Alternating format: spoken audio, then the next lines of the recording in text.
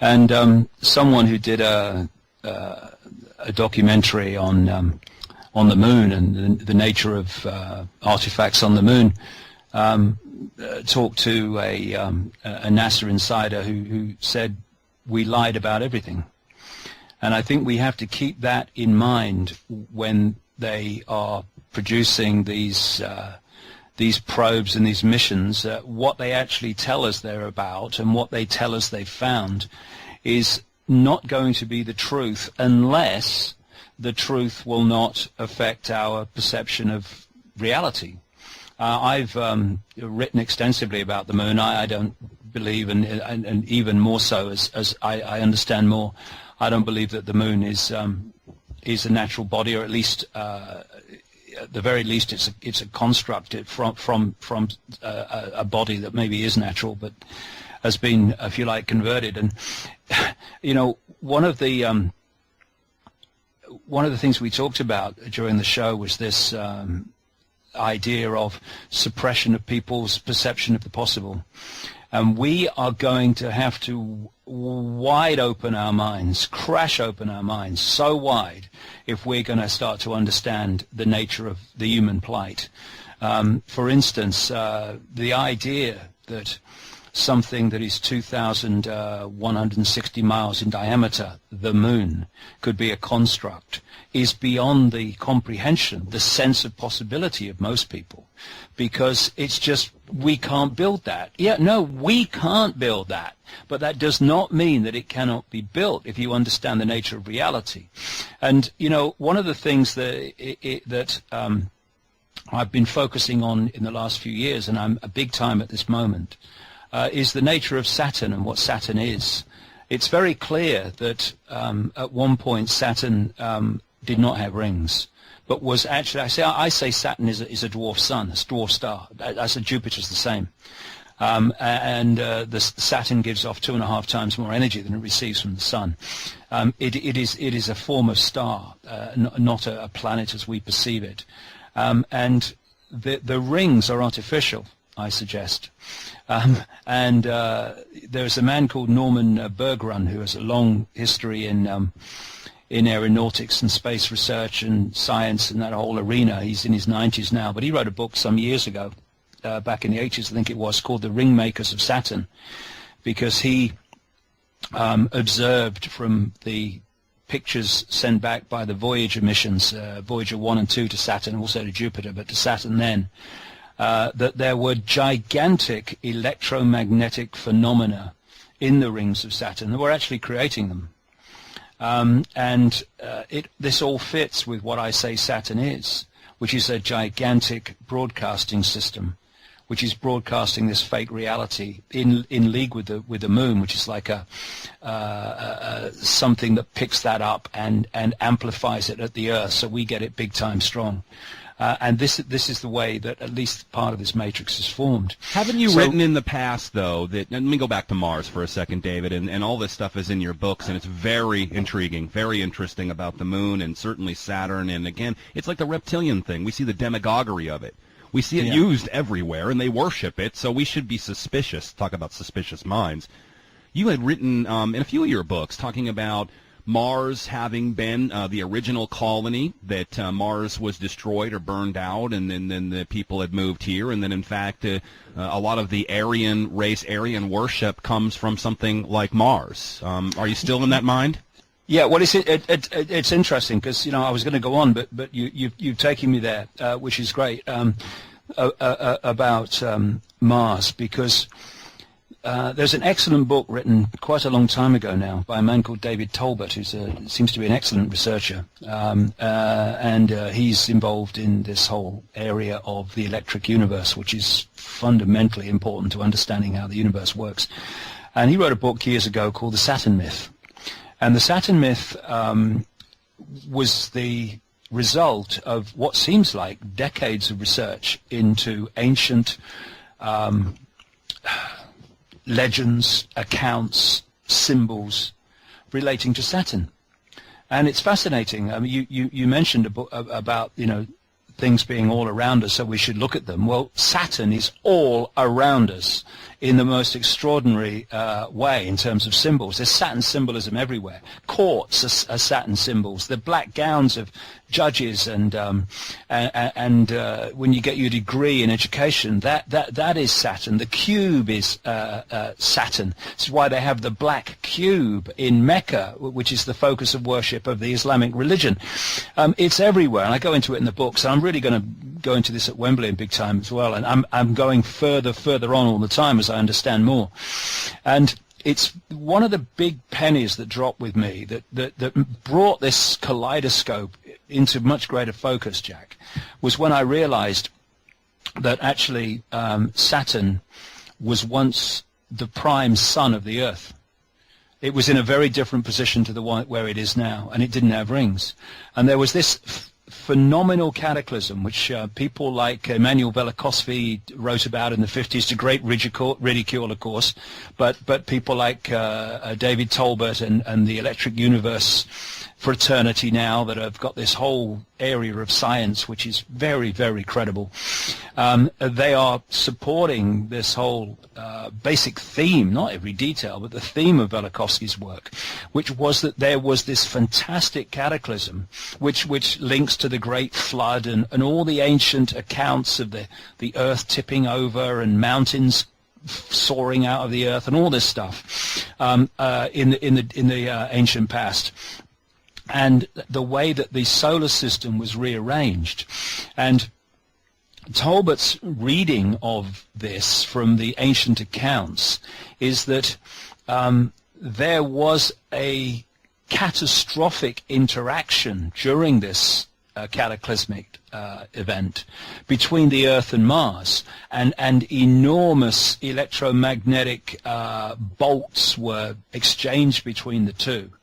And Mars, which was nothing like, well, I say it is now, it's nothing like we're told it is now, before this cataclysmic event or events, it seems to be more than one, which for me, Mars was not the desolate planet that we're told it is now.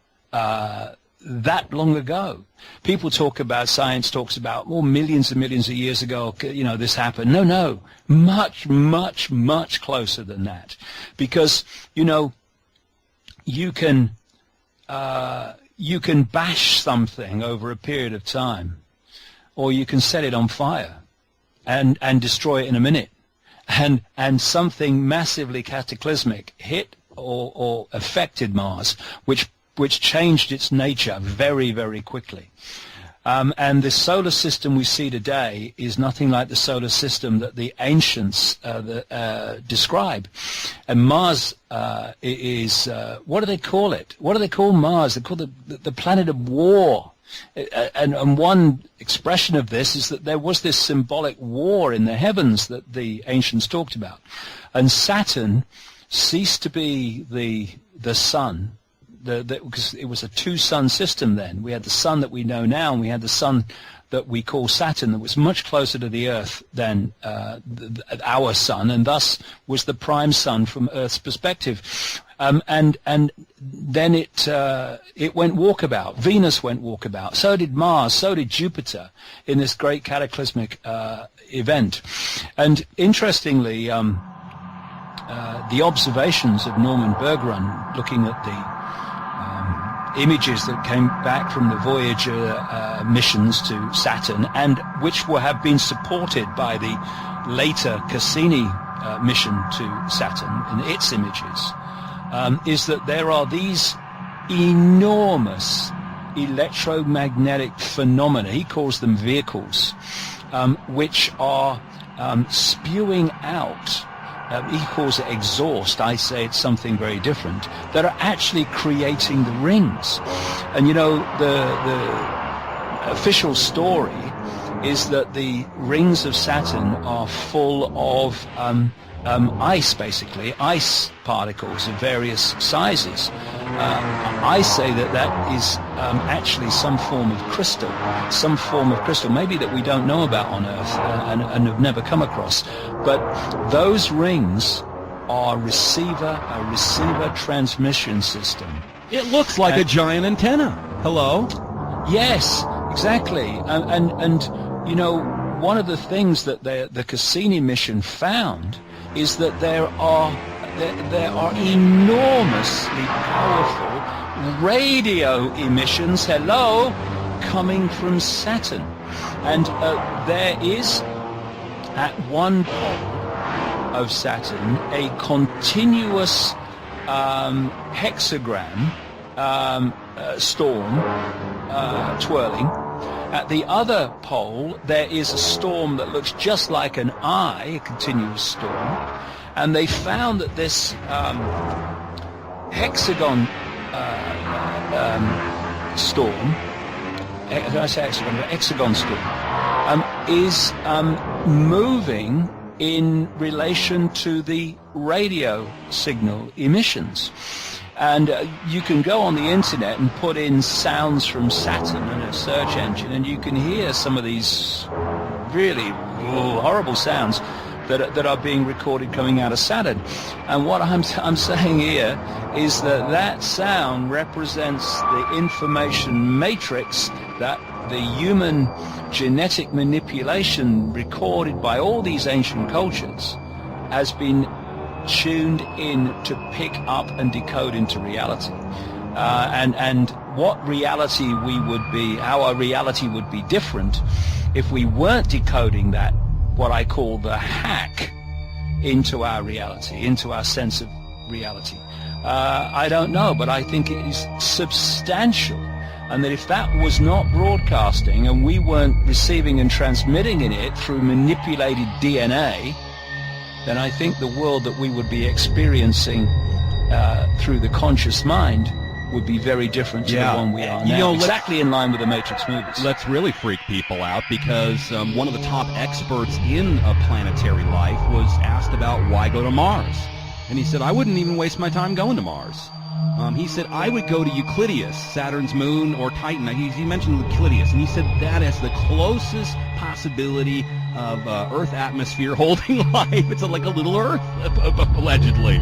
So here we have not only Titan, but possibly Euclideus that could have life. Yes, I think very different life to us, because, you know, what I'm going into now is that, you know, behind this reptilian element and behind possibly all this so-called extraterrestrial interaction, I prefer to call them interdimensionals, is a force which doesn't take form. It is like an electromagnetic form which can take any form, and it works through these other groups. And what I found fascinating was to read in some detail in the last few months the content of a find in Egypt in 1945 of a sealed jar of writings from a group that had become known as the Gnostics. The Gnostics were the people behind the great library of Alexandria, which was sacked and burned and destroyed by the Roman Church. They were basically the mentality behind the Cathars in southern France that were destroyed by the authorities and the Roman Church. Their last stand was at a castle called Montségur in, I think it was 1244, something like that. And what you see as a common theme is these Gnostic thinkers, these that have this Gnostic view of the reality in the universe, end up being slaughtered, and their information, if not being destroyed, then being taken out of public circulation. I think you'll find a lot of it in the vaults of the Vatican, personally. And it's interesting what these Gnostic writings talk about. About a fifth of the writings in these sealed container discovered in Egypt, which seems to go back to around 400 AD, which was in the period when the great library of Alexandria in Egypt was destroyed. About a fifth of the writings refer to a group of entities that they call the archons.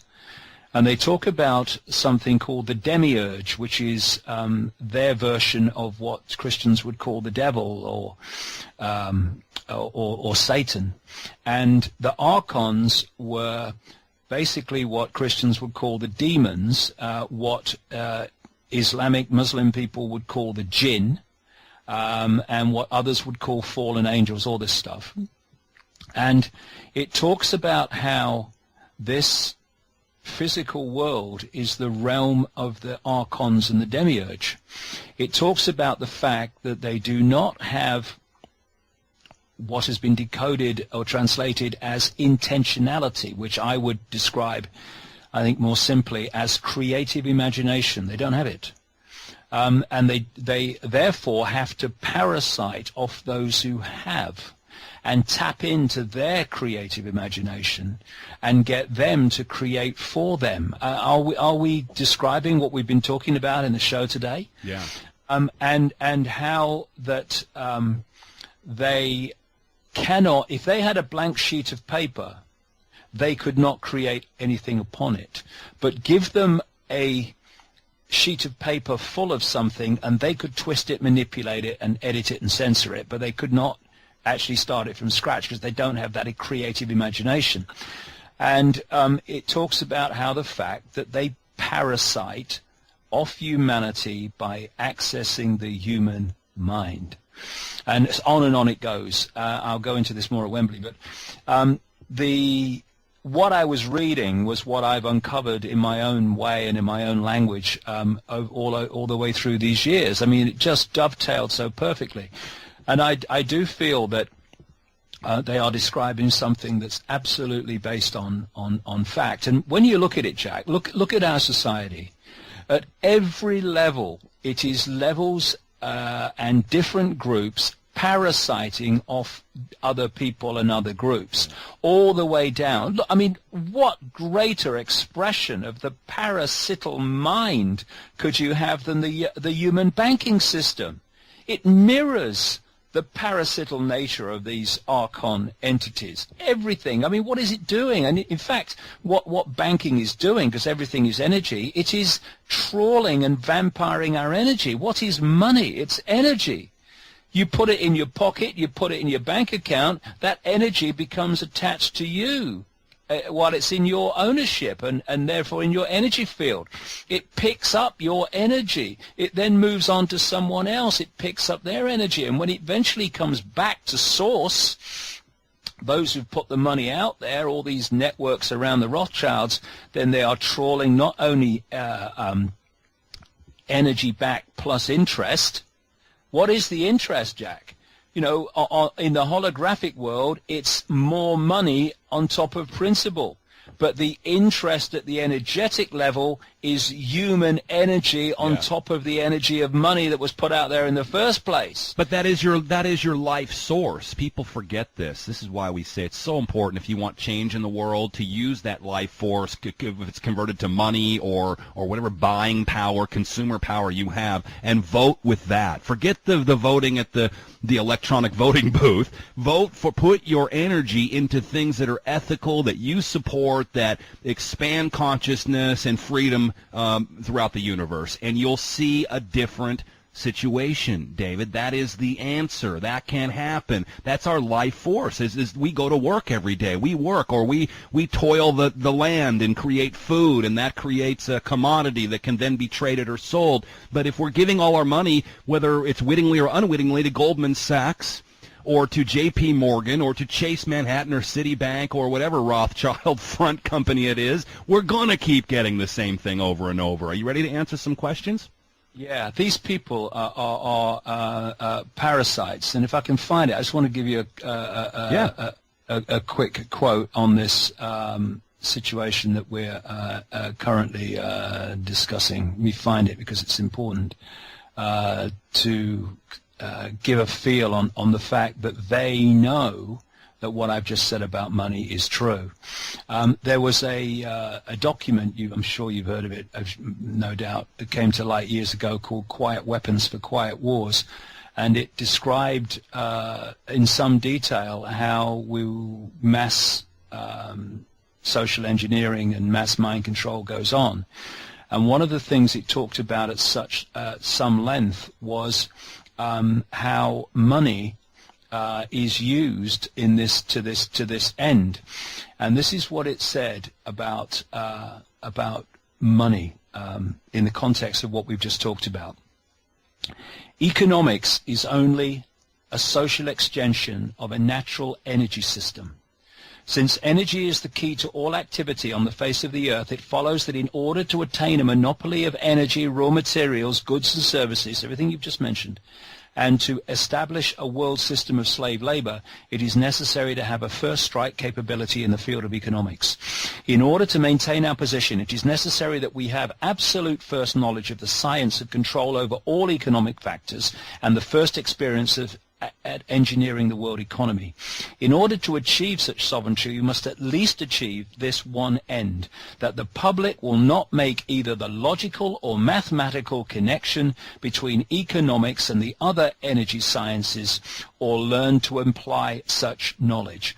To make a short story of it all, it was discovered that an economy obeyed the same laws as electricity, and that all of the mathematical theory and practical and computer knowledge developed for the electronic field could be directly applied to the study of economics. This discovery was not openly declared, you surprise me, and its more subtle implications were and are kept a closely guarded secret.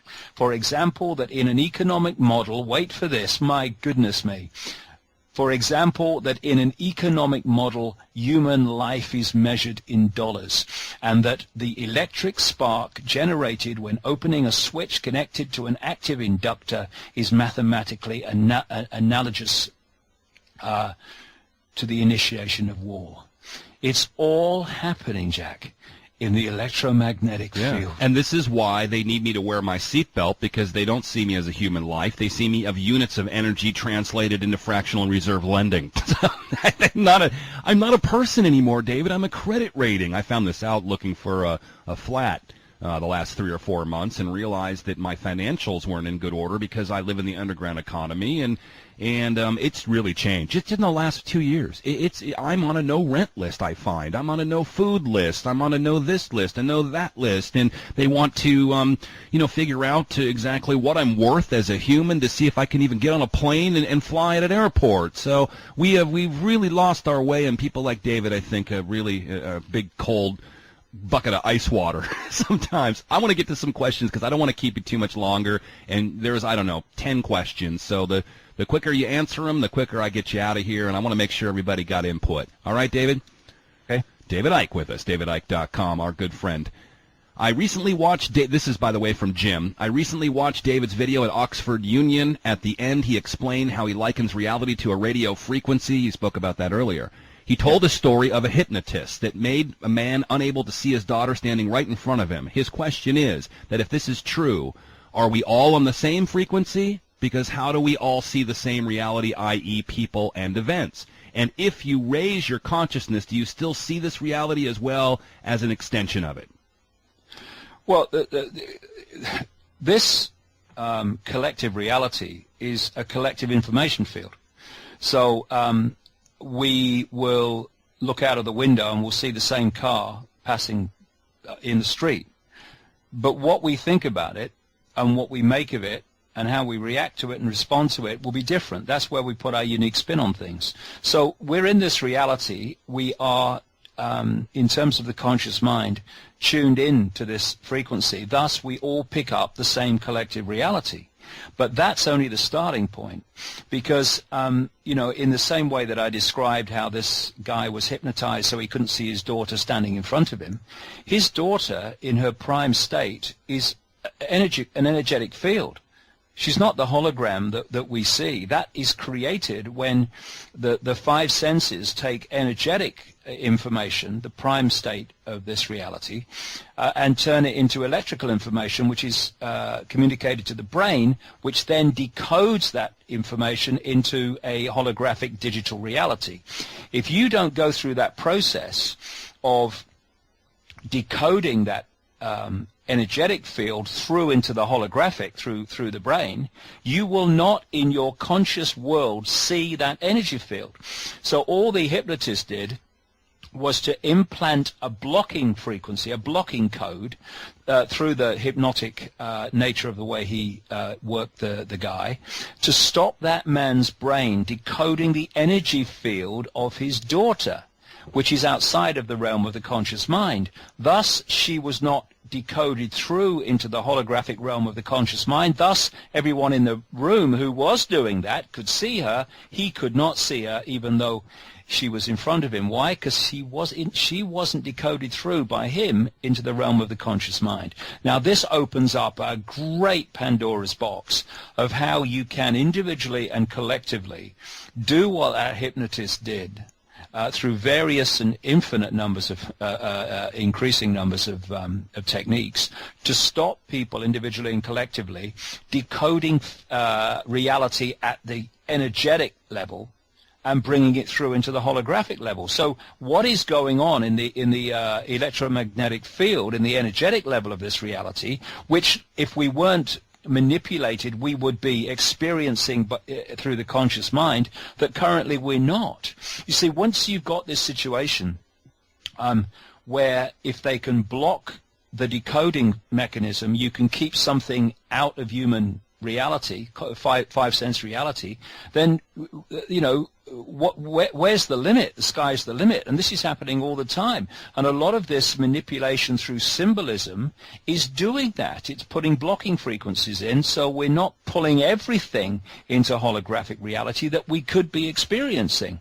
And when you start to expand your mind, you might not initially be able to see things that you couldn't before visually, but you can. I mean, how many people have been through this? You can then start to see things in terms of your perception of seeing the world in a completely different way.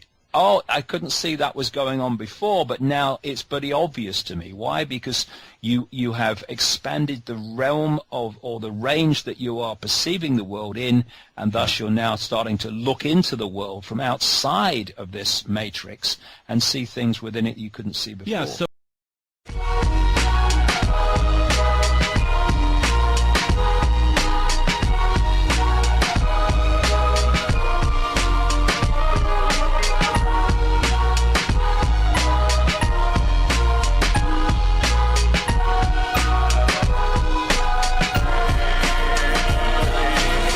we all E.T.s, trapped in an existence, perception blocked by Saturn's radio emissions. We all think it's the end, but really maybe it's a consciousness shift into a new recognition.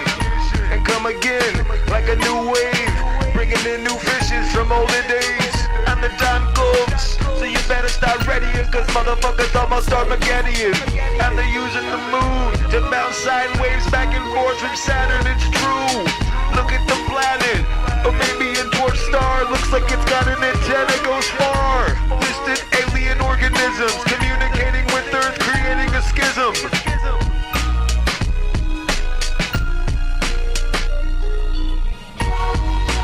World I know is gone away. The world I love is gone away. All inside, fading away. Come again. Mark of the beast, dollar bill thrills. Look at the triangle, it's a pyramid still. If we could see the ocean bed floors, we know what was in store and we run 4-7 score. Like Atlantis, the ocean floor is buried, and all the knowledge and lies seem to be carefully carried. And the time comes, so you better start readying, cause motherfuckers almost armageddeon. And they're using the moon to bounce sine waves back and forth from Saturn, it's true. Distant alien organisms communicating with Earth, creating a schism. Mental aviation created by ties and negligence and lies and separation. We're moving on.